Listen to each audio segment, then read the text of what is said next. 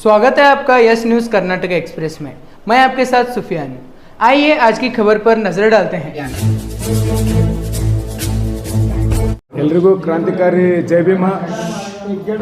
ಇವತ್ತಿನ ವಿಷಯ ಒಬ್ಬ ಅಧಿಕಾರಿ, ಸಣ್ಣ ಪ್ರಮಾಣದ ಅಧಿಕಾರಿ ಇದ್ದು ಭ್ರಷ್ಟಾಚಾರ ಮತ್ತು ಜೀವ ಬೆದರಿಕೆ ಮತ್ತು ಅವರಿಗೆ ಬ್ಲ್ಯಾಕ್ಮೇಲ್ ಮಾಡುವ ಕುರಿತು ಇವತ್ತು ಭೀಮ್ ಸಂಘಟನೆ ವತಿಯಿಂದ ಸಂಸ್ಥಾಪಕರಾದ ಪರಸು ಅಣ್ಣ ಅವರು ಆದೇಶದ ಮೇರೆಗೆ ಇವತ್ತೇನಾದ ಪತ್ರಿಕಾಗೋಷ್ಠಿ ಕರೆಯಲಾಗಿದೆ.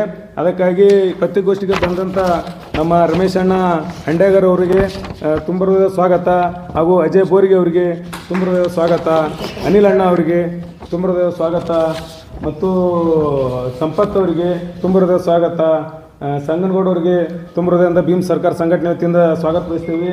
ಮತ್ತು ಕೆಲವೊಂದು ಅಣ್ಣ ಅವರ ಹೆಸರು ನನಗೆ ಗೊತ್ತಿಲ್ಲ, ಅದಕ್ಕಾಗಿ ಎಲ್ಲರಿಗೂ ಮತ್ತು ಮಾಧ್ಯಮ ಮಿತ್ರರಿಗೆ ಎಲ್ಲರಿಗೂ ನನ್ನ ಭೀಮ್ ಸರ್ಕಾರ ಸಂಘಟನೆ ವತಿಯಿಂದ ನಮ್ಮೆಲ್ಲರ ಪರವಾಗಿ ಧನ್ಯವಾದವನ್ನು ಹೇಳುತ್ತಾ ಇವತ್ತಿನ ವಿಷಯವನ್ನು ನಮ್ಮ ರಾಜ್ಯ ಅಧ್ಯಕ್ಷರಾದಂಥ ಸಂಸ್ಥಾಪಕರು ಮತ್ತು ರಾಜ್ಯಾಧ್ಯಕ್ಷರು ಆ ವಿಷಯದ ಬಗ್ಗೆ ಚರ್ಚೆ ಮಾಡ್ತಾರೆ ಅಂತೇಳಿ ನಾನು ಎರಡು ಮಾತುಗಳನ್ನು ಹೇಳಲು ಮುಗಿಸ್ತೀನಿ.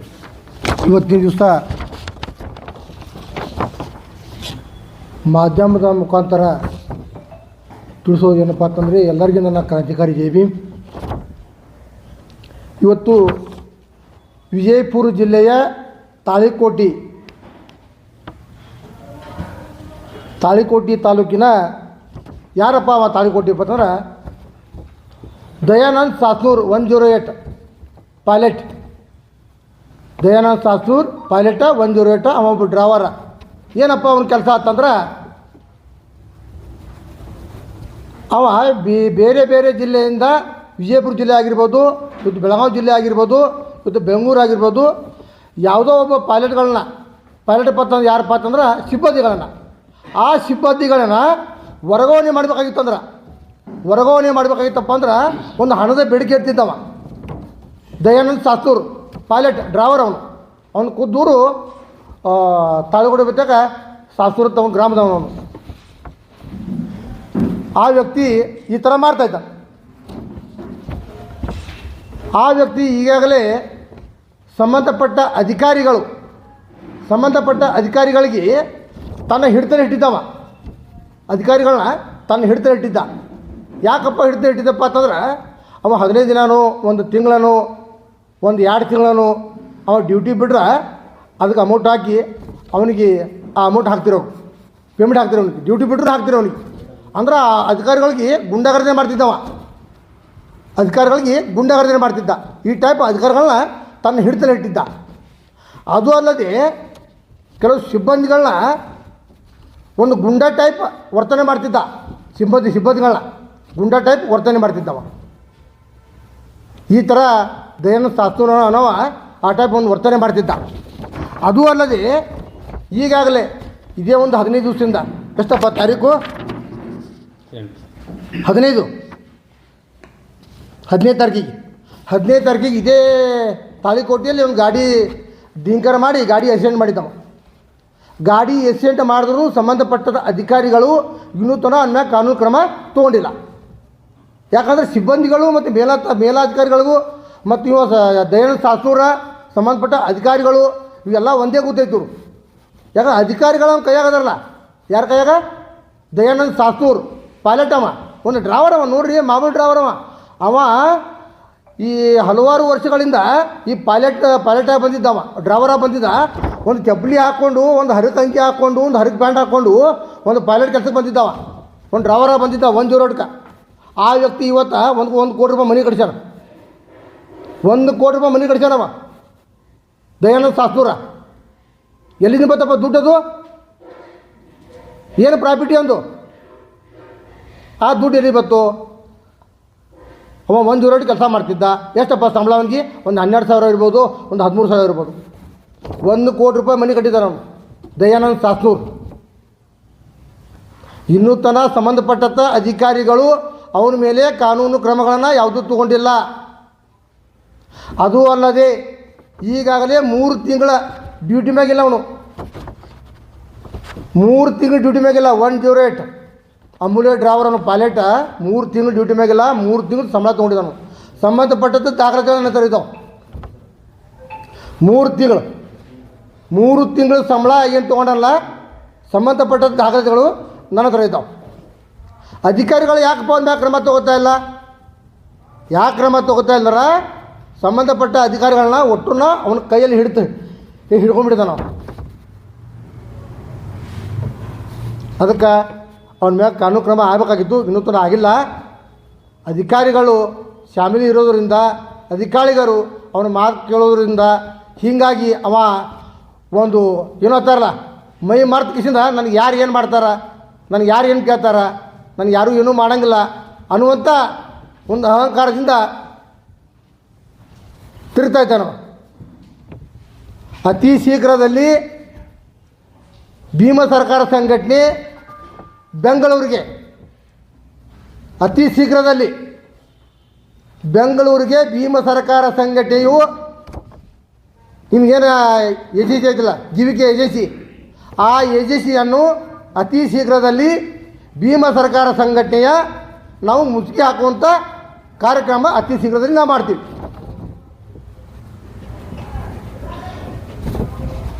ಅದು ಅಲ್ಲದೆ ಈಗಾಗಲೇ ಸಂಬಂಧಪಟ್ಟಂಥ ಜಿಲ್ಲಾಧಿಕಾರಿಗಳ ಮನವಿ ಮಾಡಿದ್ದೇವೆ, ಡಿ ಎಚ್ ಯು ಮನವಿ ಮಾಡಿದ್ದೇವೆ. ಅವರು ಕೂಡ ಲೆಟರ್ ಕಳಿಸಿದ್ದಾರೆ. ಯಾವುದೂ ರೀತಿ ಕ್ರಮಗಳಾಗಿಲ್ಲ.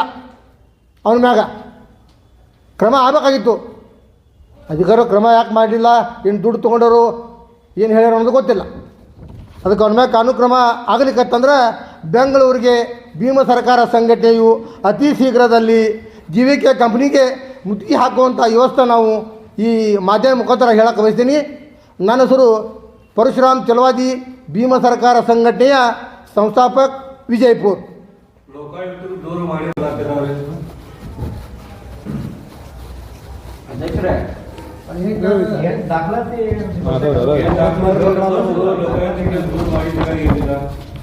ಇಲ್ಲ ಕಟ್ ಮಾಡಿದಾರೆ ಕಟ್ಕ ನೋಡ್ರಿ. ಈಗ ಏನು ಅವನ ಹಗರಗಳಿದಾವಲ್ಲ, 3 ತಿಂಗಳು ಡ್ಯೂಟಿ ಬಿಟ್ಟಿದ್ದವು, ಪಗಾರ ತೊಗೊಂಡಿದ್ರು ಸರ್ಕಾರದ್ದು. ಮತ್ತು ಬೇರೆ ಬೇರೆ ಜಿಲ್ಲೆಗಿಂದ ಪೈಲಟ್ಗಳು ಏನು ತರಿಸ್ತಾನಲ್ಲ ಸಿಬ್ಬಂದಿಗಳನ್ನ, 2 ಲಕ್ಷ 3 ಲಕ್ಷ ಡಿಮಾಂಡ್ ಮಾಡ್ತಾನೆ ದುಡ್ಡು. ಅವನು ಒಂದು ಪೈಲಟ್ ಆ ಡ್ರೈವರ್ ಆ ಡ್ರೈವರ ಬೆಳಗಾವಿಯಿಂದ ಬೆಂಗಳೂರು ತರ್ಬೋದು, ಬೆಂಗಳೂರಿಂದ ಬಿಜಾಪುರ ತರ್ಬೋದು, ಬಿಜಾಪುರದಿಂದ ಗುಲ್ಬರ್ಗ ಹೋಗ್ಬೇಕು. ಒಬ್ಬ ಡ್ರೈವರ್ನ ಪೈಲಟ್ ಡ್ರೈವರ್ನ ಬೇರೆ ಕಡೆ ವರ್ಗಾವಣೆ ಮಾಡಬೇಕಾದ್ರೆ 2 ರಿಂದ 3 ಲಕ್ಷ ರೂಪಾಯಿ ಒಂದು ಹಣದ ಒಂದು ಇದು ಇಡ್ತಾನವ, ಬೇಡಿಕೆ ಇಡ್ತಾನೆ. ಬೇಡಿಕೆ ಆಯ್ತಪ್ಪ, ನೀನು 3 ಲಕ್ಷ ಕೊಡ್ತೀಯಾ, ಏನು 2 ಲಕ್ಷ ಕೊಡ್ತೀಯಾ, ನೀನು ಬೆಂಗಳೂರಿಗೆ ಹೋಗ್ಬೇಕಾ ನಿನಗೆ? ನೀವೇನಾದರೂ ಅದು ಡಾಕ್ಯುಮೆಂಟ್ಸ್ ಇಟ್ಕೊಂಡು ಲೋಕಾಯುಕ್ತಕ್ಕೆ ದೂರು ಏನು ಕೊಟ್ಟಿದ್ದೀರಾ? ಇನ್ನೂ ಕೊಟ್ಟಿಲ್ಲ, ನಾವು ಲೋಕಾಯುಕ್ತ ಇನ್ನೂ ಕೊಟ್ಟಿಲ್ಲ. ಸಂಬಂಧಪಟ್ಟಂಥ ಅಧಿಕಾರಿ ಜೀವಿಕೆ ಅವರು ಅವ್ರ ಮ್ಯಾಗ ಕ್ರಮ ತೊಗೊಳಿಕತ್ತಂದ್ರೆ ಅದಾವ, ಡಿ ಸಿ ಕೊಟ್ಟಿದ್ದಾವ್ರಿ ನಮ್ಮ ಹತ್ರ ಎಲ್ಲ ಇದಾವೆ. ಡಿ ಸಿ ನೋಡ್ರಿ, ಈಗ ಸಂಬಂಧಪಟ್ಟಂಥ ಡಿ ಸಿ ಕೊಟ್ಟಿದ್ದಾವೆ, ಆಮ್ಯಾಗ ಡಿ ಎಚ್ ಕೊಟ್ಟಿದ್ದಾವೆ. ಬೆಂಗಳೂರು ಕಳಿಸಿದನು, 2 ಸಲ ಕಳಿಸಿದನು ಬೆಂಗಳೂರಿಗೆ, ಅವು ಅದಾವ. ಇನ್ನೂ ತನಕ ಯಾವ ರೀತಿ ಅವ್ರ ಮ್ಯಾಗ ಕಾನೂನು ಕ್ರಮಗಳು ಆಗಿಲ್ಲ.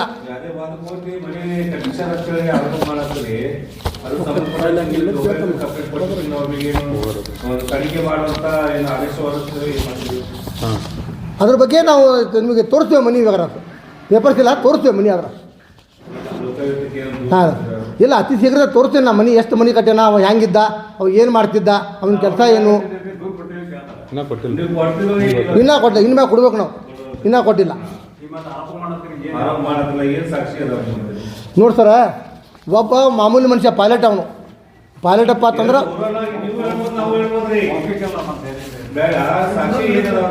ಸಾಕ್ಷಿ ಇಲ್ಲ. ಇನ್ನೂ ಅವರು ನಾನು ನೋಡಿದ್ದೀನಿ, ಮನೆ ಹೋಗಿ ನೋಡಿ ಬಂದೀನಿ, ಸಾಕ್ಷಿ ಇಲ್ಲ.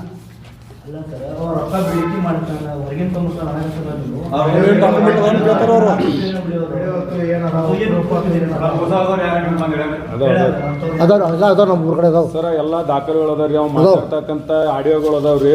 ಅವು ಸಂಬಂಧಪಟ್ಟ ಅಧಿಕಾರಿ ತೋರಿಸ್ಬೇಕಂತ ನಾವೆಲ್ಲ ಕಲೆ ಹಾಕಿದ್ದೇವೆ, ಇನ್ನೂ ಹಾಕೋರಿದ್ದೇವೆ. ಬೆಂಗಳೂರು ಲೋಕಾಯುಕ್ತರು ಕೊಡೋರು ಅದೇವಿ, ಬೆಂಗಳೂರು ಹೋಗಿ ಕೊಡಬೇಕು ಲೋಕಾಯುಕ್ತಕ್ಕೆ. ಒಬ್ಬ ಸಾದಾ ಮನುಷ್ಯ ಪ್ಯಾರೇನ್ ಚಪ್ಪಲ್ ಹಾಕಿದ್ದಂಥವ, ಒಬ್ಬ ಸಣ್ಣ ಹುದ್ದೆಯಲ್ಲಿದ್ದಂಥವ ಇಲ್ಲರಿ. ಅದ್ರ ಬಗ್ಗೆ ಅದಾವ ನಮ್ಮ ಹತ್ರ ದಾಖಲೆಗಳು ಅದಾವ ರೀ, ಸೃಷ್ಟಿ ಮಾಡಿ ಎಲ್ಲ ದಾಖಲೆ. ಇವು ಕೆಲವೊಂದು ದಾಖಲೆಗಳು ತಂದೇವಿ, ಇನ್ನೂ ಕೆಲವೊಂದು ದಾಖಲೆಗಳು ಮಾಡೋದು ಅದಾವ್ರಿ.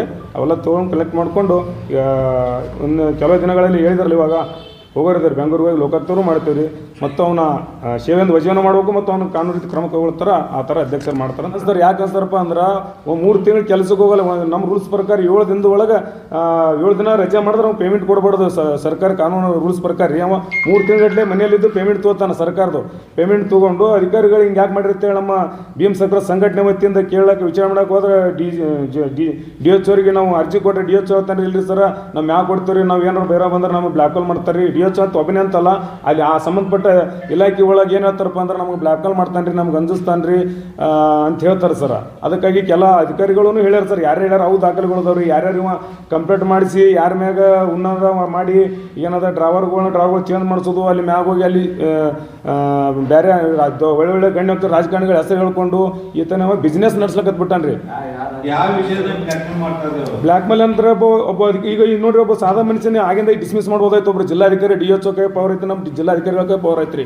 ಅವ್ರು ಯಾರು ಮಾಡಾಕ್ತಾರಲ್ಲ, ಯಾಕಪ್ಪ ಅಂದ್ರೆ ಇವ ಬೆಂಗಳೂರಿಗೆ ಹೋಗ್ತೀನಿ ಅಲ್ಲಿ ಹೋಗ್ತೀನಿ ಇಲ್ಲಿ ಹೋಗ್ತೀನಿ ಅಂತೇಳಿ ಕೆಲವೊಂದು ದೊಡ್ಡ ಮೇನ್ ಉನ್ನತ ಅಧಿಕಾರಿಗಳು ಮಾತಾಡೋ ಮಾತ್ರ ಆಡಿಯೋ ಐತಿ, ಆಡಿಯೋನ ಬಿಡುಗಡೆ ಮಾಡ್ತೀವಿ. ಈಗ ನಮ್ಮ ಬಿಜಾಪುರ ಜಿಲ್ಲೆಯಲ್ಲಿ ಅಂತೂ ಜಿಲ್ಲಾಧಿಕಾರಿಗಳಿಗೂ ಡಿ ಎಚ್ಗೂ ಕೊಟ್ಟಿದ್ದೇವೆ, ಏನೂ ಪರಿಣಾಮ ಬೀರಲ್ಲ, ಏನೂ ಕೆಲಸ ಆಗಿಲ್ರಿ. ಇವಾಗ ನಾವು ಅಧ್ಯಕ್ಷರು ಎಲ್ಲರೂ ನಾವು ಕೂಡ್ಕೊಂಡು ಏನದ ನಮ್ಮ ಭೀಮ್ ಸರ್ಕಾರ ಸಂಘಟನೆ ವತಿಯಿಂದ ಬೆಂಗಳೂರು ಹೋಗ್ತಾ ಇದ್ದೇವೆ. ಅಲ್ಲೇ ಹೋದ್ಮೇಲೆ ಆ ಸಂಬಂಧಪಟ್ಟಂಥ ಸಂಸ್ಥೆಗೆ ನಾವು ಅರ್ಜಿ ಕೊಟ್ಟು ಮತ್ತೇನದ ನಾವು ಲೋಕಾಯುಕ್ತರು ಇವನು ವೈಯಕ್ತಿಕ ತನಿಖೆಯನ್ನು ಮಾಡ್ಬೇಕಂತ ಹೇಳ್ತೇವೆ ಸರ್. ನೋಡಿದ್ರೆ ಈಗ ರಾಜಕಾರಣಿಗಿಂತನೂ ಪ್ರಭಾವಿ ಆಗೋ ವ್ಯಕ್ತಿ ಅಂತ ಕಾಣಿಸ್ತಾರೆ. ಹ್ಞೂ ಹ್ಞೂ ರೀ. ಆ ರಾಜಕಾರಣಿಗಳು ಅಂತಂದ್ರೆ ಇಲ್ಲ ಅವ ಹೇಳ್ತೀನಿ ಹೆಸರು ಹೇಳಲ್ರಿ. ನಾನು ರಾಜಕಾರಣಿಗಳು ಪರಿಚಯದ ಅಲ್ಲಿ ಟ್ರಾನ್ಸ್ ಮಾಡ್ಕೊಂಬರ್ತೀನಿ, ನನಗೆ 2 ಲಕ್ಷ ಕೊಡ್ರಿ 3 ಲಕ್ಷ ಕೊಡ್ರಿ ಬೇಡಿಕೆ ಇಡ್ತಾನೆ ರೀ. ಅದು ಯಾರು ಇಟ್ಟಾರ ಆ ವ್ಯಕ್ತಿಗಳನ್ನ ಮಾತ್ರ ಬಂದು ಹೇಳ್ಯಾರಿ, ಅವ್ರನ್ನೂ ಕರ್ಕೊಂಬರ್ತೀವಿ ರೀ. ಸಾಕ್ಷಿ ಸಮೇತ ಎವಿಡೆನ್ಸ್ ಮುಖಾಂತರನೇ ನಾವು ಮಾಡ್ಬೇಕ್ರಿ. ಇದು ಮೊದಲನೇ ಹಂತ. ಈಗ ನಮ್ಮ ವಿಜಯಪುರ ಜಿಲ್ಲೆಯಲ್ಲಿ ನಮಗೆ ನ್ಯಾಯ ಸಿಗಲಿಕ್ಕೆ ಮೊದಲನೇ ಹಂತ ಮಾಡೇವ್ರಿ. 2ನೇ ಹಂತ ಏನು ಮಾಡಿದೆ ಎಲ್ಲ ಅದ್ರ ತನಿಖೆ ತೆಗಿಲಕತ್ತಾರೆ. ನಮ್ಮ ಕಾರ್ಯಕರ್ತರು ಎಲ್ಲ ಈಗ ಶೋಧನೆ ಮಾಡ್ಲಕತ್ತಾರೆ. ಈಗ ಒಂದು 60% ನಮ್ಮ ಹತ್ರ ಸಾಕ್ಷಿಗಳು ಸಿಕ್ಕೋರಿ. ಅವನು ಇನ್ನೊಂದು 4 ಜಿಲ್ಲಾಧಿಕಾರಿ ಹ್ಞೂ ರೀ ಹ್ಞೂ ರೀ ಅವರೇ ಮುಖ್ಯವಾಗಿ ಈ ಥರ ಹೀಗಾಗಿತ್ತು ಅಂತ ನೀವು ಕಂಪ್ಲೇಂಟ್ ಮಾಡಿದ್ರೆ ಹ್ಞೂ ರೀ. ಸೊ ಅದನ್ನ ನಾವು ವಿಚಾರಿಸ್ತೀವಿ ಇದು ಮಾಡ್ತೀವಿ ಅಂತ ಏನೂ ಹೇಳಿಲ್ಲ, ನಾವು ಮುಂದೆ ಕಳಿಸ್ತೀವಿ ಅಂತ ಹೇಳಿದಾರೆ. ಅರ್ಜಿ ಕಳಿಸ್ತಾರೆ ಸರ್. ಈಗ ಅದ್ರ ಮೇಲ್ಪಟ್ಟ ಆ ಒಂದು ಇದ್ರೊಳಗೆ ನಿಮ್ಗೆ ಗೊತ್ತಾಗತ್ತ ಅವ್ನು ಎಷ್ಟು ಪ್ರಭಾವ ಇದ್ದಾನೆ. ಹ್ಞೂ ಸರ್. ಒಂದು ಆದ ನಂತರ ಅವನಿಗೆ ನೀವು ಯಾಕೆ ತಕ್ಷಣ ನೀವು ಅವನ ಮೇಲೆ ನೀವು ಆ್ಯಕ್ಷನ್ ತಗೋಬಾರ್ದು ಅಂತ ಏನು ಮನವಿ ಮಾಡ್ಕೊಳ್ಳಿಲ್ಲ ಇವರಿಗೆ ಗುಣಾದೇವರಿಗೆ ಕೇಳಬೇಕಾಗಿತ್ತಲ್ಲ ನೀವು? ಕೇಳಿದೆ ಸರ್. ಕೇಳಿದ್ರೆ ಏನು ಹೇಳ್ತಾರೆ ಅವರು, ಇಲ್ರಿ ಸರ್ ನಾವು ಸಂಬಂಧಪಟ್ಟು ನಾವು ಮ್ಯಾಗ್ನವ್ರಿಗೆ ಹಾಕಿದ್ರೆ ನಮ್ಮ ತೆಗಿಯಕ್ಕೆ ಬರೋದಿಲ್ಲ, ನಾವು ಮ್ಯಾಗ್ನವ್ರಿಗೆ ಹೇಳೇವ್ರಿ, ಅದನ್ನೇನಾದ್ರೆ ಸಂಬಂಧಪಟ್ಟ ಅಧಿಕಾರಿಗಳು ಹೇಳೇವ್ರಿ ಅಂತಾರೆ ಸರ್. ಯಾಕಂದ್ರೆ ನೋಡೋಕೆ ಸಣ್ಣ ಹೋಗ್ತೀರಿ, ಆದ್ರೆ ಒಳಗೆ ಕೈ ಭಾಳ ದೊಡ್ಡದೈತ್ರಿ ಒಂದು. ಹ್ಞೂ ರೀ. ಅವ ಏನು ಸಂಪೂರ್ಣ ಜವಾಬ್ದಾರಿ ತಗೊಳ್ರಿ ಸರ್ ಗುಣಾರಿ ಅವರು. ನಾ ಏನು ಬರಬೇಕು ಬರೋದು ಹಾಕಿ ಅನ್ಸ್ತಾರೆ ಸರ್. ಎಲ್ಲರೂ ಮುಂದೆ ಬಂದು ಹೇಳಕ್ಕೆ ಬರಲ್ರಿ. ಅಧಿಕಾರಿಗಳನ್ನೆಲ್ಲ ಇಡೀ ಮುಷ್ಟಿಯೊಳಗೆ ಇಟ್ಕೊಂಡನ್ರಿ ಅವ. ಯಾರು ಇಟ್ಕೊಂಡ್ರೆ ಯಾವ್ದಾರ ಇವ್ ನಿಂದ ಯಾರದಾರ ಯಾಕೆ ಇಟ್ಕೋತಾನೆ ಯಾಕೆ ಮಾಡ್ಲಕತ್ತಾನ. ಒಬ್ಬ ಸಣ್ಣ ಅಧಿಕಾರಿ ಇವಾಗೇನು ಪವರ್ ಐತಿ, ಒಬ್ಬ ಗುಣಾರಿ ಡಿ ಎಚ್ ಅನ್ನೋವಾಗ ಇವ್ನು ತೆಗಿಯೋ ಯೋಗ್ಯತೆ ಇಲ್ಲಪ್ಪ ಅಂದಾಗ ಅವ್ನು ಕೆಳಗಿದ್ದಂಥ ಒಬ್ಬ ಸಣ್ಣ ವ್ಯಕ್ತಿ ಈ ಥರ ಮಾಡ್ತಾನೆ. ಇವ್ಗೆ ಅಲ್ಲಿ ಪವರ್ ಬತ್ತು, ಯಾರು ಕೊಟ್ಟರು? ಪೈಲಟ್ ಅವ.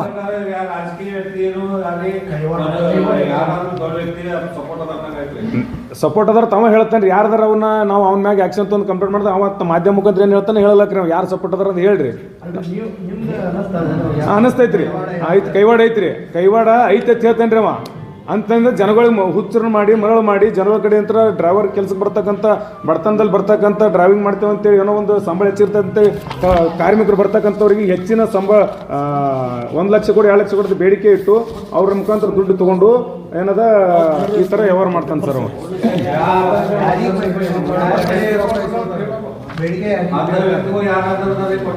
ಅದೇ ರೀ ಸರ್. ಒಂದು 5-6 ಜನ ಬಂದಾರೆ ಸರ್ ನಮ್ಮ ಕಡೆ. ಇವಾಗ ಭೀಮ್ ಸರ್ಕಾರ ಸಂಘಟನೆ ಸಂಸ್ಥಾಪಕರಿಗೆ ಭೇಟಿಯಾಗಿ ನಮ್ಗೆ ಹಿಂಗೆ ಅನ್ಯಾಯ ಆಗತ್ತೈತೆ ಸರ್. ಅವರು ಬಂದಾರೆ ಸರ್ಕಾರಿ ಹುದ್ದೆಯಲ್ಲಿ ಅವನಿಗಿಂತ ದೊಡ್ಡ ಪೋಸ್ಟ್ನಲ್ಲಿ ಇದ್ದಕ್ಕಂಥವ್ರು ನಮ್ಗೆ ಬ್ಲ್ಯಾಕ್ ಮೇಲ್ ಮಾಡ್ತಾ ಇದೆ. ನಾವು ಏನಾರ ಅವ್ನ ಮ್ಯಾಗ ಆ್ಯಕ್ಷನ್ ತೊಗೋರು ನಮಗೆ ಮ್ಯಾಲಿಂತ ಬೇರೆದವ್ರ ಕಡೆಯಿಂದ ಫೋನ್ ಬರ್ತೈತಿ ಇಲ್ಲ. ಈಗ ಯಾರು ದುಡ್ಡು ಕೊಟ್ಟಿದಾರಲ್ರಿ ಕೊಟ್ಟಂತ ಏನ್ ಸಾಕ್ಷಿಗಳದಾವ, ಎಷ್ಟು ಇಸ್ಕೊತಾರ ಅನ್ನೋದು, ಎಷ್ಟು ಮಂದಿಗೆ ಅನ್ಯಾಯ ಮಾಡಿದಾರ ಅಂತ ವ್ಯಕ್ತಿಗಳು ನಿಮ್ಮಲ್ಲಿ ಯಾರಾದ್ರೂ ಬಂದಾರ? ಅದಾರಿ ಸರ್. ಬಂದಾರಿ. 2ನೇ ಪ್ರಶ್ನೆ ಪತ್ರಿಕಾಗೋಷ್ಠಿ ಮಾಡುವಾಗ ನಿಮ್ಗೆ ಎಲ್ಲ ಸಾಕ್ಷಿ ಸಮೇತ ಇಡ್ತೇವೆ ಸರ್.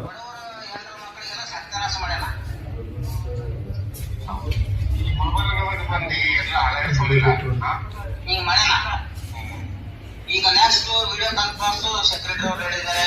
ನಾವೇನು ದಯಾನಂದಗೆ ಕಾನೂನು ದಯಾನಂದ ಒಬ್ಬರಿಗೆ ಆಯ್ತು ಮತ್ತೆ ಸರ್ವ ಸದಸ್ಯರಿಗಾಯ್ತು.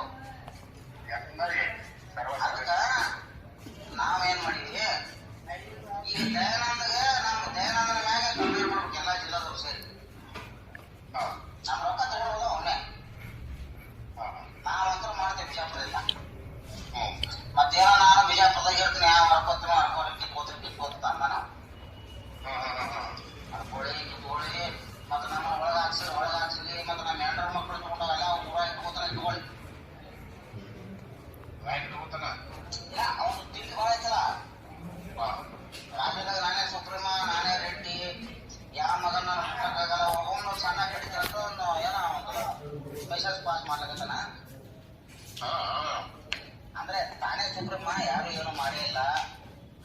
ಏನಂದ್ರೆ ಹೊಟ್ಟೆ ನಾ ತಪ್ಪೇ ಮಾಡಿಲ್ಲ, ನಾ ಈಶ್ವರನ ಮಗ. ಅನ್ನ ಮಟ್ಟದ್ದು ಬೇರೆ ಆಯ್ತು. ಅದಕ್ಕೆ ಇಂಥದ್ದು ಮಾಡೋದು ಬೇಡ. ಅವನಿಗೆ ಹೇಳಿದ್ವಿ ನಾವು ಸೂಕ್ಷ್ಮವಾಗಿ, ಕೇಳಿಲ್ಲ. ಇನ್ನು ಮುಂದೆ ಕೇಳೋದಿಲ್ಲ, ಅವನ ನಾವು ಮಾತಾಡಂಗಿಲ್ಲ. ಯಾಕೆ ಅವನಿಗೆ ನಮ್ಮ ಕತ್ಬಿಟ್ಟಿಗೆ ಮತ್ತೆ ಕಾಜಾ ಸಾಹೇಬ ಏನು ರಾಜಾ ಸಾಹೇಬ ರಾಜಾ ಕೂತ್ಕೊಂಡು ಅವನೇ ಸಾಕ್ಷಿ, 1 ಲಕ್ಷ ಕೊಟ್ಟು ಸಾಕ್ಷಿ ಐತೆ ನಮ್ಮ ಕಡೆ. ಕೊಡು, ನಾವು ಬಿಡುಗಡೆ ಮಾಡಲಿ ಗ್ರೂಪ್ನಾಗ. ಆಯ್ತು ನೋಡ್ರಿ ರಂಜಿತ್, ನೀವು ಅವರೆಲ್ಲ ಕೂಡ ಬಂದಿರಿ, ನಮ್ಮ ರೊಕ್ಕ ಕೊಟ್ಟು ಬಂದಿರಿ ನೀವು. ಇವ್ನಿಗೆ ಯಾಕೆ ಅಂತದ್ದು ಅಂದ್ರೆ ಇವ್ನಿಗೆ ಸಂಬಳ ಬಡಾಗಿತ್ತು ಅನ್ನೋದೈತಲ್ಲ.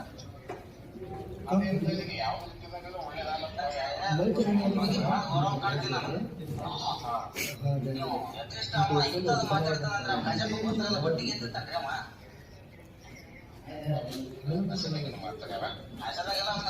ಸ್ವಪ್ನ ಓದಿದವನಿಗೆ ಗುರುಬರದ ಬಂದು ಓದಿಬೇಕಾದ್ರೆ ಓದಿತ್ತು ಮಾಡೋದು. ನಾಗೇಶ್ವರ ಮಗ ರೈತರು ಕಾಕೋದಕ್ಕೆ 1 ಲಕ್ಷ ಕೊಟ್ಟರಂದ್ರೆ ಮತ್ತೆ ಇವ ಎಂತ ವಾತ. DSO ಅವರಿಗೆ ಕೊಟ್ಟಂಥ ರಿಸೀವ್ಡ್ ಕಾಪಿ ಇದೆ ಮತ್ತು ಜಿಲ್ಲಾಧಿಕಾರಿ ಕೊಟ್ಟಂಥ ರಿಸೀವ್ಡ್ ಕಾಪಿ ಇದೆ. ಇವೆರಡು ತೊಗೊಂಡು ಕೇಳಿದ್ರಿ, ಎರಡು ಕಡೆ ನಮ್ಮ ಕೆಲಸ ಆಗಿಲ್ಲ, ಅವ್ನ ಮ್ಯಾಗ ಏನು ಆ್ಯಕ್ಷನ್ ಆಗಿಲ್ಲ, ಯಾರು ಅವ್ನ ಮ್ಯಾಗ ಇದ್ಕೊಂಡಿಲ್ಲ ಸರ್. ಅದಕ್ಕೆ ನಾವೇನದು ಎಲ್ಲರ ಸಂಘಟನೆ ಸೇರಿಕೊಂಡು ಈಗ ಏನಾದ್ರು ಬೆಂಗಳೂರಿಗೆ ಹೋಗಿ ಇವನ ಮ್ಯಾಗ ಬಿಜಾಪುರದಲ್ಲಿ ಒಂದು ಕ್ರಿಮಿನಲ್ ಕೇಸ್ ಮಾಡಿ ಆಮೇಲೆ ಲೋಕಾಯುಕ್ತರು ಒಂದು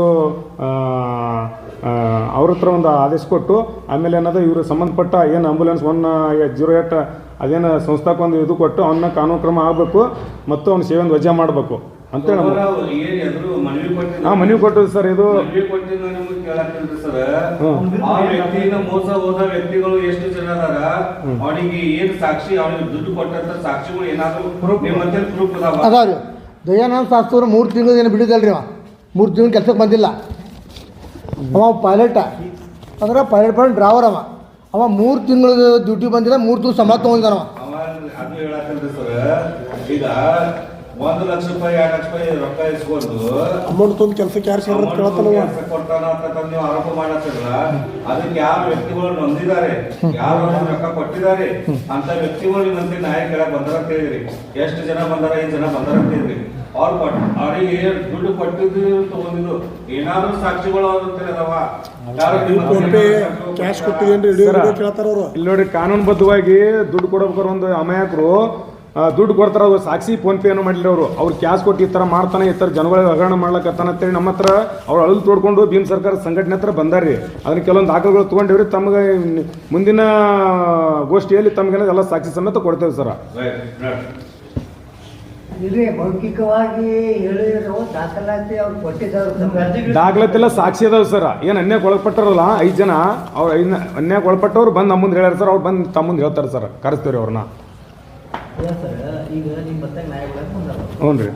ಅರ್ಜಿ ಕೊಟ್ಟು ಯಾವ ರೀತಿ ಬಂದವರು ಬರೀ ಮೌಖಿಕ ಹೇಳಿದ್ರೆ ನಾಳೆ ಅವ್ರು ಪಲ್ಟಿ ಹೊಡಿತಾರೆ ಇಲ್ರಿ, ನಾ ಹೇಳಿದಂದ್ರೆ ಅವಾಗ ಮಾಡ್ತೀನಿ. ಇಲ್ರಿ ಸರ್, ಅವರು ಅವ್ರ ಪಲ್ಟಿ ಹೊಡೆಂಥ ವ್ಯಕ್ತಿಗಳಲ್ರಿ ಅನ್ಯಾಯ ಅಲ್ರಿ ಆಗ್ತಾವ್ದು ನಿಮ್ಗೆ ಅದು ಏನು ಅದೇನೋ ತೋರ್ತೇವೆ ಸರ್. ಈಗ ನಿಮಗೆ 2ನೇ ಹಂತ ನಾವು ಮಾಧ್ಯಮ ಪತ್ರಿಕಾಗೋಷ್ಠಿ ನಡೆಸಿದ್ರೆ ತಮಗೆಲ್ಲ ನಾವು ಕೊಡ್ತೇವೆ ಸರ್, ಸಂಬಂಧಪಟ್ಟ ಎಲ್ಲ ದಾಖಲೆಗಳು ಕೊಡ್ತೇವೆ ಸರ್. ಅವ್ರನ್ನೂ ಕರೆಸ್ತೇವೆ ರೀ. ಈಗ ನಮಗೆ ಈಗ 4-5 ಜನ ಬಂದಾರೆ ಸರ್ ಮೋಸ ಆದವರು. ಮತ್ತು ಸರ್ಕಾರದ್ದು 3 ತಿಂಗಳು ಕೆಲಸಕ್ಕೆ ಸೇವೆಯಲ್ಲೇ ಇಲ್ಲ, 3 ತಿಂಗಳು ಸ್ಯಾಲ್ರಿ ತೊಗೊಂಡನ್ರಿ. ಅವು ದಾಖಲೆಗಳು ಅದಾವೆ ಸರ್. ಯಾಕೆ ಕೊಟ್ಟರು, ಯಾರು ಸಲ ಕೊಡ್ತಾರೆ ಸಣ್ಣ ವ್ಯಕ್ತಿ? ಹಾಂ ರೀ, ಅದಾವ್ರಿ. ಹಾಂ ಇದಾವೆ ಒಳ್ಳೆ ಇದಾವೆ. ಅವ ಏನು 3 ತಿಂಗಳು ಬಿಟ್ಟಿದ್ದಲ್ಲ, ಇಲ್ಲ ಅದ ನೋಡ್ರಿ, ನೋಡ್ರಿ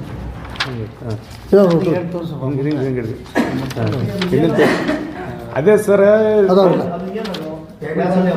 ಹಾಜರಿ. ಹ್ಞೂ ಸರ್, ಹ್ಞೂ ರೀ, ಅಬ್ಸೆಂಟ್ ಇದ್ದಿದ್ರಿ. ನಾವಲ್ಲಿ ಸಂಬಂಧಪಟ್ಟಂತ ಅವನ ಅಲ್ಲಿಗೂ ತೊಂದೇವು ಸರ್. ಅಂದ್ರೆ ನಮ್ಗೆ ಹೇಳಿದ್ರಿ ಸರ್, ಇವ್ ಕೆಲಸಕ್ಕೆ ಬರಲ್ಲ, ಇವ್ನು ಪೇಮೆಂಟ್ ತೊಂದ್ರೆ ತಿಂಗಳಂತೇಳಿ ಎಲ್ಲ ಹೇಳಿದಾಗ ನಾವು ಒಂದೊಂದು ತಲೆ ಹಾಕೊಂಡಿದ್ದೇವೆ. ಸಾಕ್ಷಿ ಇಟ್ಕೊಂಡ್ರಿ ಸರ್ ನೀವು. ಮತ್ತ DHO ಕೇಳಿದವ್ರು ನಿಮ್ಗೆ ಯಾಕೆ ನಿಮ್ಗೆ ಸರಿಯಾಗಿ ಉತ್ತರ ಕೊಡಲಿಲ್ಲ ಅವರು? ನೋಡ್ರಿ, DHO ನಾವು ಮಾತಾಡ್ತೇವೆ. DHO ನಾವು ಮಾತಾಡಿದಾಗ DHO ಏನಂದ್ರೆ ಗೊತ್ತಾ, ಆಯ್ತು ರೀ, ಮೇಲಾಧಿಕಾರಿಗಳಿಗೆ ಬೆಂಗಳೂರಿಗೆ ನಾನು ಲೆಟ್ರ್ ಬರ್ತೀನಿ ಅಂದವರು. ಮ್ಯಾಗಿನವ್ರ ಕ್ರಮ ತೊಗೋಬೇಕು. DHO ಯಾರು GVK ಅವರು. GVK ನಾನು ಲೆಟ್ರ್ ಮಾಡಿದ್ದೀನಿ, ಈಗ ನಾ ಕಳಿಸಿದ್ದೀನಿ ಬೆಂಗಳೂರಿಗೆ. ಮ್ಯಾಗಿನ GVK ಅವ್ರು ಮಾತ್ರ ನಾ ಕಾನೂನು ಕ್ರಮ ತೊಗೋಬೇಕಂತಂದರು. ಸಂಬಂಧಪಟ್ಟಂಥ ದಾಖಲಾತಿ ಇದ್ದಾವೆ. ಅವ ಏನು 3 ತಿಂಗಳು ಬಿಟ್ಟಾನಲ್ಲ, ಪೇಮೆಂಟ್ ಏನು 3 ದಿವಸ ತೊಗೊಂಡಲ್ಲ, ಸರ್ಕಾರ ಸಂಬಳ ತೊಗೊಂಡಲ್ಲ, ಆ ಸಂಬಂಧಪಟ್ಟಂಥ ದಾಖಲಾತಿ ನನ್ನ ಥರದ್ದು ಇದಾವೆ. ಇನ್ನೂ ತನಕ ಯಾವುದೂ ಪ್ರಕಾರ ಆ್ಯಕ್ಷನ್ ಆಗಿಲ್ಲ. ಅವನು ವಜಾ ಮಾಡಬೇಕು. ವಜಾ ಮಾಡ್ಲಿಕ್ಕಂತಂದ್ರೆ ಅತಿ ಶೀಘ್ರದಲ್ಲಿ ಭೀಮ ಸಹಕಾರ ಸಂಘಟನೆ, ನಾನು ಮತ್ತೊಮ್ಮೆ ಹೇಳ್ತೀನಿ ಮಗ, ಭೀಮ ಸಹಕಾರ ಸಂಘಟನೆ ಬೆಂಗಳೂರಿಗೆ ಜೀವಿಕೆ ಕಂಪ್ನಿಗೆ ಮುದ್ದಿಗೆ ಹಾಕುವಂಥ ಕಾರ್ಯಕ್ರಮ ನಾವು ಮಾಡ್ತೀವಿ. ಯಾವುದೇ ಹೊಸ ಸುದ್ದಿಯನ್ನ ನೋಡಲು ನಮ್ಮ ಎಸ್ ನ್ಯೂಸ್ ಕರ್ನಾಟಕ ಎಕ್ಸ್ಪ್ರೆಸ್ನ ನೋಡ್ತಾ ಇರಿ. ಹಾಗೆ ನಮ್ಮ ಚಾನೆಲ್ನ ಸಬ್ಸ್ಕ್ರೈಬ್ ಮಾಡಿ, ಬಾಜು ಇರುವ ಬೆಲ್ ಐಕಾನ್ ಅನ್ನ ಕ್ಲಿಕ್ ಮಾಡಿ. ಹಾಗೆ ನಮ್ಮ ಚಾನೆಲ್ನ ಲೈಕ್ ಮಾಡಿ, ಶೇರ್ ಮಾಡಿ. ನಮ್ಮ ನಡೆ ಸತ್ಯದ ಕಡೆ.